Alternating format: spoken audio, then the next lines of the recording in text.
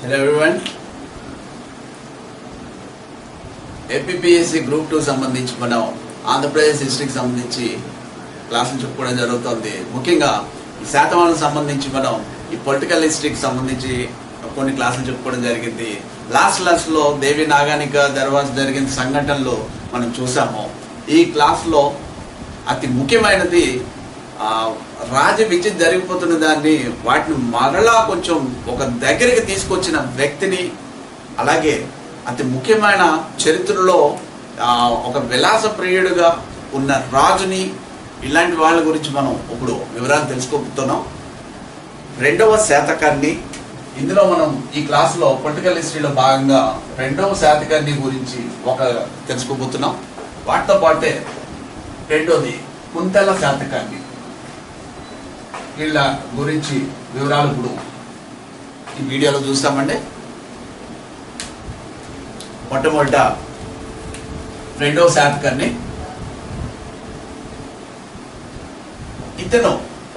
ఇతను గురించి మనకి ఆధారాలు యుగ పురాణం ఆధారాలు, ఈ రెండవ శాతకర్ణికి సంబంధించిన ఆధారాలు యుగ పురాణం ద్వారా తెలుస్తోంది.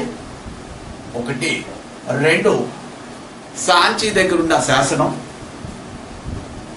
సాంచి శాసనం, ఇవి అలాగే నాణాలు, కాయిన్స్, వీటి ద్వారా యుగ పురాణం ద్వారా రెండవ శాతకర్ణి గురించి తెలుస్తోంది. అలాగే సాంచి శాసనం ద్వారా తెలుస్తోంది, నాణ్యాల ద్వారా, కాయిన్స్ ద్వారా తెలుస్తోంది. ఇతను దండయాత్రను చూద్దాం. మొట్టమొదటిగా రెండవ శాతకర్ణి యొక్క దండయాత్రలు చాలా ముఖ్యమైనవి. మగధ సామ్రాజ్యం అంటే ఆ సమయంలో ఏంటంటే ఇతను ఒకటి మగధ సామ్రాజ్యం మనం మొట్టమొదటిగానే చెప్పుకున్నాం. శాతవాహన సామ్రాజ్యాన్ని సమకాలీకుల్లో ముఖ్యమైనది శుంగులు అని. ఈ మగధ సామ్రాజ్యంలోని శుంగులు లోని ముఖ్యమైన పుష్యమిత్ర శుంగుడు చనిపోవడంతో రాజ్యం అల్లకల్లోలంగా తయారవుతుందండి. ఆ సమయంలో అవకాశంగా తీసుకుని ఇతను విదిశాని ఆక్రమించడం, ఇది చాలా ముఖ్యమైనది. విదిశాని ఇతను ఆక్రమించాడు, మధ్యప్రదేశ్ ఏరియా. పుష్యమిత్ర శుంగుడు చనిపోయిన తర్వాత మగధ సామ్రాజ్యం అల్లకల్లోల పరిస్థితుల్లో ఇతను విదిశను ఆక్రమించడం జరిగింది. ఈ విదిశను ఆక్రమించాడు అన్నదానికి మనకి చారిత్రక పురావస్తు ఆధారాలు సాంచి స్తూపం వద్ద ఇతని శాసనం ఉంది. వాటితో పాటే ఇతని కళాకారుడైన వాసిష్ఠి పుత్ర ఆనంద అనే వ్యక్తి ఒక శాసనం వేయించినట్లుగా ఉంది. అది ఎక్కడండి? దక్షిణ ద్వారం, సాంచి స్తూపం యొక్క దక్షిణ ద్వారం వద్ద ఈ శాసనం ఉంది. అంటే విదిశను ఆక్రమించిన తర్వాత వీళ్ళు సాంచి స్తూపం దగ్గర ఏం చేశారండి, అక్కడ వాసిష్ఠి పుత్ర ఆనంద అనే ఇతని కళాకారుడు ఒక శాసనాన్ని వేయించాడు. ఒకటి పాయింట్. సో దీనివల్ల విదిశను ఆక్రమించినట్లుగా మనకి పురావస్తు చారిత్రక ఆధారాలు లభ్యమవుతున్నాయి. ఇంకా సాంస్కృతికంగా ఇది ముఖ్యమైనది. ఇక్కడే ఇతని శాతకర్ణి పేరు కూడా లిఖితమై ఉంది. అందువల్ల శాతకర్ణి విదిశ ప్రాంతాన్ని ఆక్రమించడం జరుగుతుంది. వీటితో పాటే ఇక్కడ మనం ఒక విషయాన్ని తెలుసుకోవాలి. బిల్సా తోపులు లేదా బిల్సా తోప్స్ అంటారు. అంటే విదిశ పరిసర ప్రాంతాల్లో బుద్ధిస్ట్ మాన్యుమెంట్స్, బౌద్ధ స్తూపాలు, బౌద్ధ సంబంధించినవన్నీ కూడా రకరకాల కట్టడాలు మొత్తం ఉన్నాయి. వీటిని బిల్సా తోపులు అంటారు. ఇది ఎక్కడుందండి? మధ్యప్రదేశ్ ప్రాంతం. బిల్సా తోపులు. ఈ బిల్సా తోపులతోటి ఈ శాతకర్ణి 2కి సంబంధం ఉన్నట్లుగా మనకి ఏ విధంగా తెలుస్తుందండి? సాంచి స్తూపం దక్షిణ ద్వారం మీద శాతవాహన శిల్పాలు చెక్కించడం జరిగింది. అక్కడే శాసనం ఉంది. అందువల్ల మనం శాతవాహన సంబంధించి సాంచి స్తూపానికి శాతవాహన కూడా సంబంధం ఉంది అనేది ఇక్కడ మనం చెప్పవచ్చు. వాటితో పాటే ఇది ఈ సాంచి స్తూపం వద్ద అంటే శాతవాహనుల శిల్పకళ అక్కడ మళ్ళా చూస్తామండి మనం. ఆర్ట్ అండ్ ఆర్కిటెక్చర్లో మనం అక్కడ వివరాలు చూద్దాం. మరలా శాతవాహన శిల్పకళకి ముఖ్యోదాహరణగా మనం ఈ మధ్య ఇండియాలో కూడా పాకింది అనేది మనం ఇక్కడ గమనించాలి. ఇది 2వ శాతకర్ణి కాలంలో. తర్వాత వివరాలన్నీ కూడా ఆర్ట్ అండ్ ఆర్కిటెక్చర్లో చూద్దాం. ఇదండి. సో బిల్సా తోపులు అంటాం. బిల్సా తోపుల్లో అంటే మొత్తం అన్నీ కూడా బుద్ధిస్ట్ మాన్యుమెంట్స్ ఉన్న ప్రదేశం. బిల్సా తోపులు బిల్సా ఏరియాలో వాటిలోనే ఈ సాంచి స్తూపం మన ఇది వివిధ కాలాల్లో అభివృద్ధి చెందుతూ వచ్చిందండి. కట్టడ అశోకుడు తర్వాత శుంగులు ఇలా శాతవాహనులు వెళ్ళిన ప్రతి వాళ్ళు కూడా వాటికి సంబంధించి ఆర్కిటెక్చర్లో ఒక మార్పు వాళ్ళ స్కల్ప్చర్ని అక్కడ ప్రవేశపెట్టడం జరిగింది. ఓకే, ఇదండి. ఇతను విదేశీని ఆక్రమించినట్లుగా మనకి ఈ వివరాల ద్వారా తెలుస్తున్నాయి.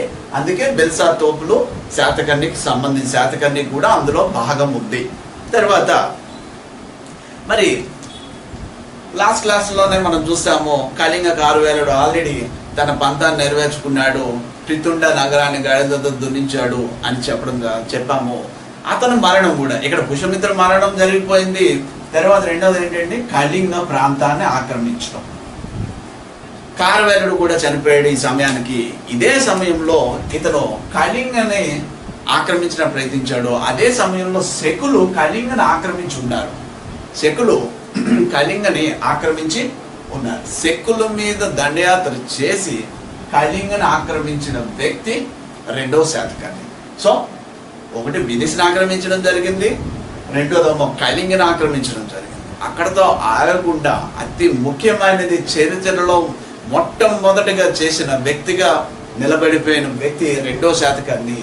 ఇక్కడి నుంచి అతను చూసుకుని బీహార్లోని పాటలీపుత్రం వరకు వెళ్ళి శాతవాహన పతాకాన్ని ఎగురవేసి ఆంధ్రుల పతాకాన్ని, ఆంధ్రుల ధైర్యాన్ని, స్థైర్యాన్ని మొట్టమొదటిగా తెలియజేసిన వ్యక్తి 2వ శాతకర్ణి.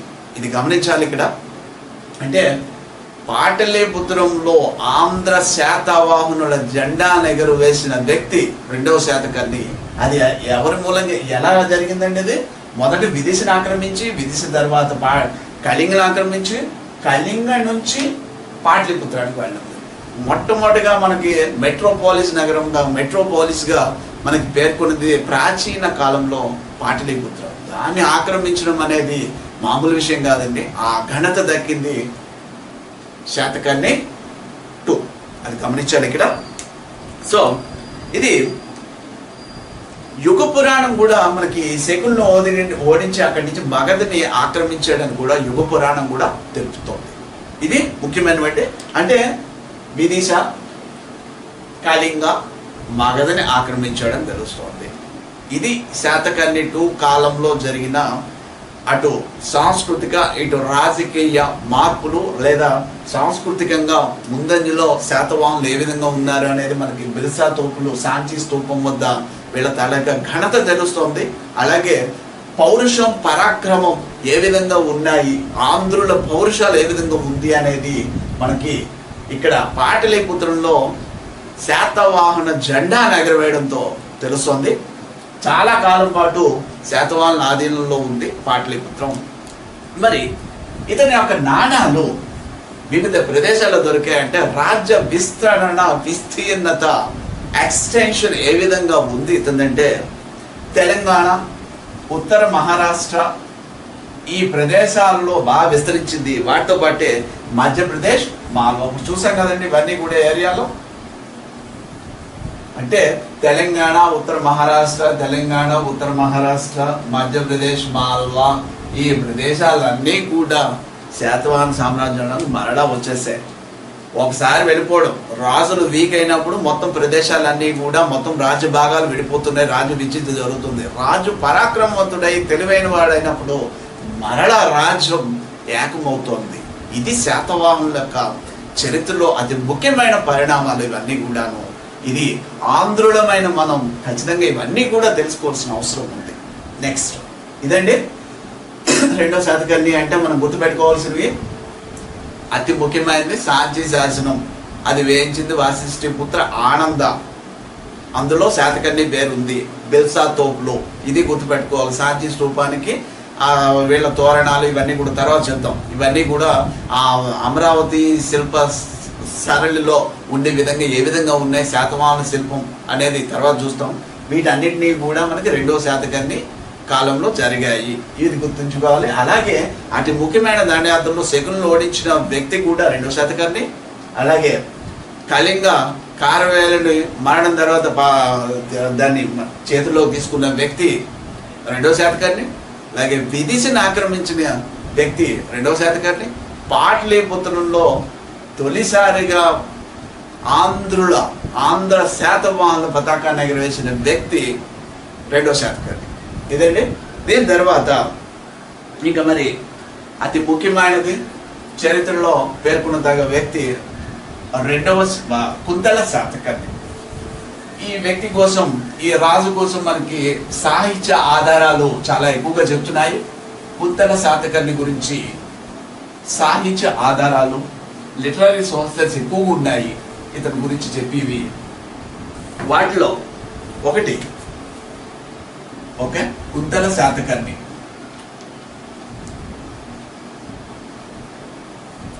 ఒకటి కావ్య మీమాంస. ఇది రాజశేఖర రచన కావ్య మీమాంస. తర్వాత వాసాయన కామసూత్ర బై వాసాయన. తర్వాత గుణాఢ్యుని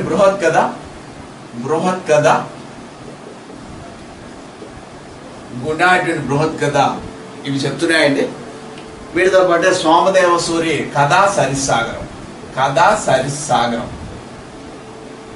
సోమదేవ సూరి. ఓకే, ఇతని గురించి ఆధారాల్లో మనకి ఎక్కువ లిటరరీ సోర్సెస్ చాలా ఎక్కువగా దొరుకుతున్నాయి. కావ్య మీమాంస, రాజశేఖరుడు రచించిన కావ్య మీమాంస అనే గ్రంథంలో, అలాగే వాసాయన్ రచించిన కామసూత్ర అనే గ్రంథంలో, గుణాఢ్యుడు రచించిన బృహత్ కథ అనే గ్రంథంలో, అలాగే సోమదేవ సూరి కథా సరిసాగరం అనే గ్రంథం ఇతని గురించి వివరాలు మనకి. కుంతల శాతకర్ణి ఒక యుద్ధం చేసినట్లుగా మనకి కలకాచార్య కథానిక అనే గ్రంథం ద్వారా తెలుస్తోంది. గత క్లాస్లో ఈ కలకాచార్య కథానిక అనే జైన వాజ్మేయం గురించి మనం చెప్పడం జరిగింది వివరాలు. ఇక్కడ దానికి కొంచెం భిన్నంగా ఉంది. కలకాచార్య కథానిక ప్రకారం ప్రతిష్టాన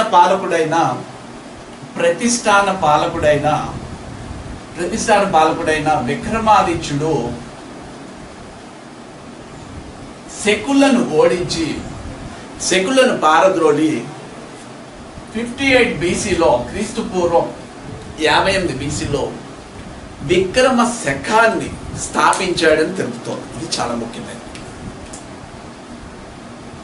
విక్రమ శకం క్రీస్తుపూర్వం 58 BCలో ప్రతిష్టానాన్ని వెళ్తున్న విక్రమాదిత్యుడు విక్రమ శకాన్ని స్థాపించాడు, శకులను పారద్రోలి అని. ఆ విజయానికి చిహ్నంగా విక్రమ శకాన్ని క్రీస్తు పూర్వం 58లో ప్రారంభించాడు. ఈ శకాన్ని అనేది చెప్తోంది కలకాచార్య కథానిక. అయితే ఇతిమితంగా చరిత్రకారుల్లో వీటి మీద చాలా భిన్నాభిప్రాయాలు ఉన్నాయి.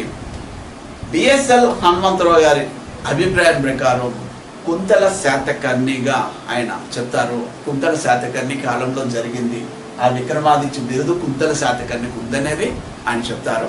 ఓకే, తర్వాత ఇంకా అతి ముఖ్యంగా మనం ఈ కుంతల శాతకర్ణికి సంబంధించి సాంస్కృతిక అంశాలని గమనించాలి. సాంస్కృతిక అంశాలు ఓకే ఓకే ఏంటివి? కల్చరల్ యాక్టివిటీస్ కావచ్చు, ఇతని కాలంలో జరిగిన అతి ముఖ్యమైనవి ఏంటి సంఘటనలు అంటే, ఒకటి అంతవరకు రాజ్య భాషగా ఉన్న ప్రాకృతం బదులు సంస్కృతాన్ని రాజభాషగా ఏర్పాటు చేసిన రాజు కుంతల శాతకర్ణి. అంతవరకు ప్రాకృతం ఉంటే రాజభాష, ఆస్థాన భాష, సంస్కృతాన్ని మార్చడం జరిగింది. చిన్న బ్యాక్గ్రౌండ్ ఉంది, ఇది చాలా ముఖ్యమైనది. ఏ విధంగా మారింది? ఒకసారి తన రాణి, తన భార్య ముందు అతని సంస్కృతం రాక, అతనికి సంస్కృత భాష రాక అవమానం పడతాడు. అవమానభరితుడే అతను సంస్కృత భాషని ఉన్న బలంగా ఒక 6 నెలల్లో అతను నేర్చుకోవాలనుకుంటాడు. దానికి అనుకూలంగా తన ఆస్థానంలోని మంత్రి అయిన సర్వవర్మ ఈయన కాతంత్ర వ్యాకరణం అనే గ్రంథాన్ని రచించి ఆయనకి 6 నెలలు కాలంలోనే సంస్కృతాన్ని నేర్పుతాడు. సంస్కృతం రాజభాష చేసిన వ్యక్తి కుంతల శాతకర్ణి. కారణం సంస్కృతం మీద వ్యామోహం. దాన్ని అవమానభరితుడైన తర్వాత సంస్కృతాన్ని ఖచ్చితంగా నేర్చుకోవాలనుకునే వ్యక్తి కాతంత్ర వ్యాకరణం ద్వారా తన ఆస్థాన మంత్రి అయిన సర్వవర్మ కాతంత్ర వ్యాకరణం అనే గ్రంథాన్ని రచిస్తే ఆ గ్రంథం ద్వారా అతను నేర్చుకోవాలి. దానికి బహుమతిగా ఇక్కడ క్వశ్చన్ రైజ్ అవుతుందండి. దానికి బహుమతిగా సర్వవర్మకి, అతని ఆస్థానంలో ఉన్న మంత్రి అయిన సర్వవర్మకి బ్రోచ్ని ఆఫీసర్గా చేస్తాడు. బ్రోచ్ అంటే బరుకచ్చం. ఈ గుజరాత్లో ఉన్న బ్రోచ్. ఓకే, ఈ బ్రోచ్కి ఇతన్ని అధిపతిని చేస్తాడు కుంతల శాతకర్ణి. అంటే ఎవరైనా వ్యక్తులు తను సహాయపడినప్పుడు బహుమతులు ఇవ్వడం జరుగుతుంది. ప్రెజెంటేషన్ కింద ఆ ప్రదేశాన్ని బ్రోచ్ బరకచ్చు అంటాం ప్రాచీన కాలంలో గుజరాత్. ఈ ప్రదేశాన్ని ఇతనికి ఆఫీసర్గా నియమించి అతనికి అక్కడ ఇవ్వడం, దానం ఇవ్వడం జరుగుతుంది. బహుమతిగా ఇతనికి సర్వవర్మకి ఇస్తాడు గుజరాత్లోని బ్రోచ్ అధిపతిగా. అయితే ఒక్క విషయం ఇక్కడ గమనించాలి. మొట్టమొదటి క్లాసులో పొలిటికల్ హిస్టరీ చెప్పుకునేటప్పుడు సిముకు సంబంధించి కథా సరిసాగరం అతని గురించి పేర్కొంది అని చెప్పాను. అప్పుడే అన్న కుంతల శాతకర్ణి వచ్చినప్పుడు ఆ విషయాన్ని చెప్తామని. యాక్చువల్గా సంస్కృతం గురించి గొడవ, తన భార్య ముందు అవమానం సిముకుడు పడినట్లుగా కథా సరిసాగంలో ఉన్నట్లుగా పేర్కొనడం జరుగుతుంది. అయితే విఏ స్మిత్ దీన్ని అంగీకరిస్తారు ఎక్కువగా సిముకుడని. కానీ అత్యధిక మంది చరిత్రకారులు మాత్రం ఈ కుంతల శాతకర్ణి సమయంలోనే ఇదంతా జరిగిందని చెప్తారు. ఓకే, మరి ఇదే సమయంలో తన ఆస్థానంలో మరొక వ్యక్తి ఉన్నారండి. అతనే గుణాఢ్యుడు. మరొక మంత్రి గుణాఢ్యుడు. ఇతను ప్రాకృత భాషా పండితుడు. సర్వవర్మము సంస్కృత భాషా పండితుడు, మంత్రి. గుణాఢ్యుడు ఒక మంత్రి, ప్రాకృత భాషా పండితుడు. మరి సర్వవర్మకి ఇతనికి గొడవ జరుగుతుంది. ఈ కాలంలోని ఈ సంస్కృత భాషకు సంబంధించే ఇద్దరికి కూడా ఒక పెద్ద గొడవ జరిగి పందెం కాసుకుంటారు. ఆ పందెంలో 6 నెలలలో, అసలు 6 సంవత్సరాల దగ్గర చాలా కాలం పడుతుంది, నువ్వు 6 నెలల్లో నేర్పలేవని గుణాఢ్యుడు సర్వవర్మను ఛాలెంజ్ చేస్తే, సర్వవర్మ 6 నెలల్లో నేను నేర్పుతాను ఛాలెంజ్ చేస్తే ఇద్దరు కూడా ఒక ఒప్పందానికి వస్తారు. ఆ ఒప్పందం ప్రకారం గుణాఢ్యుడు ఏమంటాడంటే, నువ్వు 6 నెలల్లోగా నేర్పితే నేను ప్రాకృత భాషని, సంస్కృత భాషని, దేశీ భాషని వదిలిపెట్టి అడవులకు వెళ్ళిపోతాననేది ఈయన గుణాఢ్యుడు చెప్తాడు.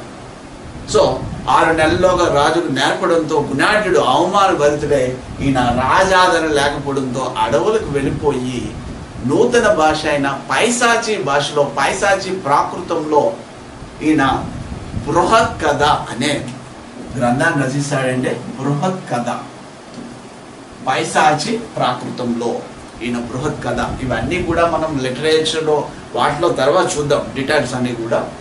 పైశాచి ప్రాకృతంలో రచించి మరలా తీసుకుని, ఈ గ్రంథాన్ని తీసుకుని కుంతల శాతకర్ణి దగ్గరికి వెళ్తాడు. రాజు అతన్ని అవమానం చేసి, నిరాదరణ చేసి పంపించడం జరుగుతుంది. ఆ బాధలో అతను ఈ బృహత్ కథని మొత్తం కూడా మంటల్లో వేసి తగలబెట్టేస్తుంటే లాస్ట్కి చివరికి ఒక లంపకం అంటాం, ఒక అధ్యాయం మాత్రమే మిగులుతుంది. ఈ అధ్యాయమే తర్వాత కాలంలో వివిధ గ్రంథాలకు ఆధారమైంది, కథా సరిసాగరానికి ఆధారమైంది, ఇలా పలు గ్రంథాలకి ఆధారమైంది బృహత్ కథ. అంటే వీటి వివరాలు మనం లిటరేచర్ పాయింట్ ఆఫ్ వ్యూలో తర్వాత చూద్దాం. ఇదండి. సో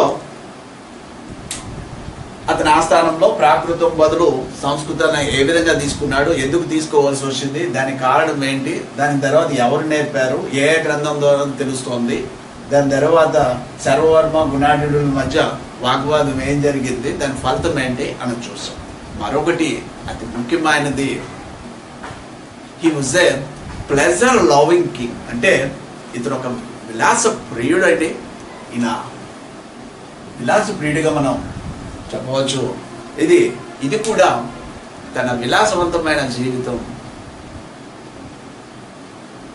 తన భార్య మలైవతి ఆకస్మిక మరణానికి కారణమవుతుంది. ఈ విషయాన్ని వాసాయన కామసూత్రాల్లో కూడా వెల్లడించడం జరిగింది. వాసాయన కామసూత్రంలో ప్రత్యేకించి ఇతని భార్య మలైవతి గురించి మెన్షన్ చేయడం జరిగింది. భార్య ఆకస్మిక మరణానికి కారణభూతుడు కుంతల శాతకర్ణి. సో ఇదండి మనం ఈ లెసన్స్లో ఇప్పుడు గమనిస్తే చెప్పుకున్నవి. రెండో శాతకర్ణి, తర్వాత కుంతల శాతకర్ణి గురించి చూసాం. రెండో శాతకర్ణి ఏ విధంగా రాజ్యాన్ని మరలా ఆ పాటలీపుత్రం వరకు తన జెండాను ఎగరవేశారో చూసాం. తర్వాత కుంతల శాతకర్ణి కాలంలో సాంస్కృతికంగా అలా ఉంది. అలాగే విక్రమ శకం ఇతనే ప్రారంభించాడు అనేది చరిత్రలో భిన్నాభిప్రాయాలు ఉన్నాయని చూసాము. సో అలాగే ఏ గ్రంథాల్లో ఇతని పేర్లు ఉన్నాయి అనేది చూసాము. ప్రాకృతం విలువ తగ్గించి ఆ కాలంలో సంస్కృతం తాలూకా విలువ ఏ విధంగా ఉందనేది మనం ఇక్కడ గమనించాం. సంస్కృతం రాకపోతే ఎంత నిరాదరణ ఉంది అనేది గమనించాము. ఇక్కడ దాని ఎఫెక్ట్లు ఏ విధంగా ఉన్నాయనేది. అలాగే వాసాయన కామసూత్రాల్లో కూడా ఇతని పేరుడు మెన్షన్ చేసినట్లుగా చూసాము. ఇదండి. నెక్స్ట్ మన క్లాసులో ఇంకా ఈ హాల చక్రవర్తి, పులోమావి, తర్వాత శకుల విజృంభణ, నహపాణ వీళ్ళందరూ కూడా మరణ విజృంభించడం. రాజు వీక్ అయినప్పుడు వీళ్ళు ఆక్రమించుకోవడం జరిగేది. శకక్షాత్రపుడు ఏ విధంగా ఆక్రమించుకున్నారు అంటే గౌతమ శాతకర్ణి కాలానికి ముందు వరకు కూడా పరిస్థితులు ఏ విధంగా ఉన్నాయన్నది నెక్స్ట్ క్లాస్లో చూద్దాం. ఓకే అండి.